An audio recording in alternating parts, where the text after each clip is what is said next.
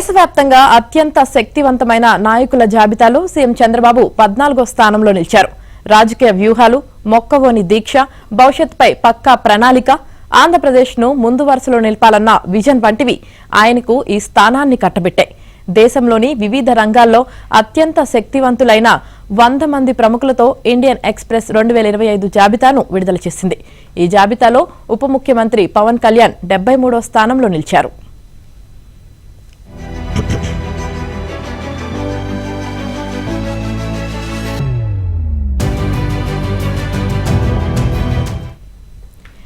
Indian express గతంలోనూ ఇలాంటి జాబితా రూపొందించిన చంద్రబాబు, పవన్ కళ్యాణ్ పేర్లను తొలిసారి తాజా జాబితాలో పేర్కొనడం విశేషం.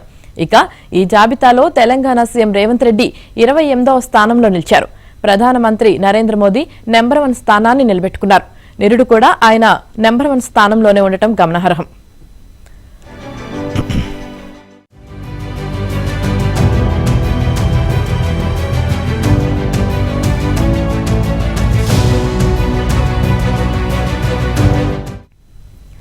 రెండో స్థానంలో కేంద్ర హోంమంత్రి అమిత్ షా, మూడో స్థానంలో విదేశాంగ మంత్రి ఎస్ జయశంకర్ నిలిచారు. తర్వాత వరుసగా ఆర్ఎస్ఎస్ చీఫ్ మోహన్ భగవత్, కేంద్ర ఆర్థిక మంత్రి నిర్మలా సీతారామన్, యూపీ సీఎం యోగి ఆదిత్యనాథ్, కేంద్ర మంత్రులు రాజ్నాథ్ సింగ్, అశ్విని వైష్ణవ్, ప్రతిపక్ష నేత రాహుల్ గాంధీ, ప్రముఖ పారిశ్రామికవేత్త ముఖేష్ అంబానీ ఉన్నారు. 100 మంది జాబితాలో దేశంలోని రాజకీయ, వ్యాపార, క్రీడా, వినోద రంగాల్లో అత్యంత ప్రభావవంతమైన వ్యక్తులు ఉన్నారు. సినీ నటుడు అల్లు అర్జున్ 92వ స్థానంలో నిలిచారు.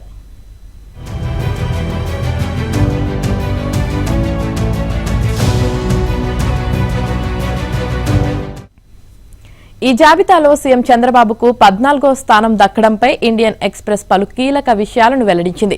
వ్యూహాత్మక రాజకీయాలకు చంద్రబాబు పెట్టింది పేరని తెలిపింది.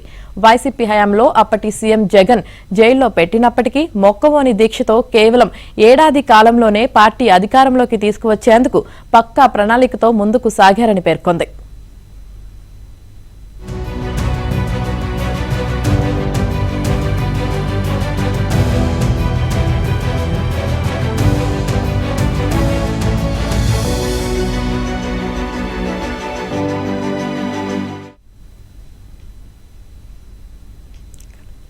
ఇక జనసేన పార్టీ అధినేత AP deputy CM Pawan Kalyan Indian Express 2025 జాబితాలో 73వ స్థానాన్ని పొందారు.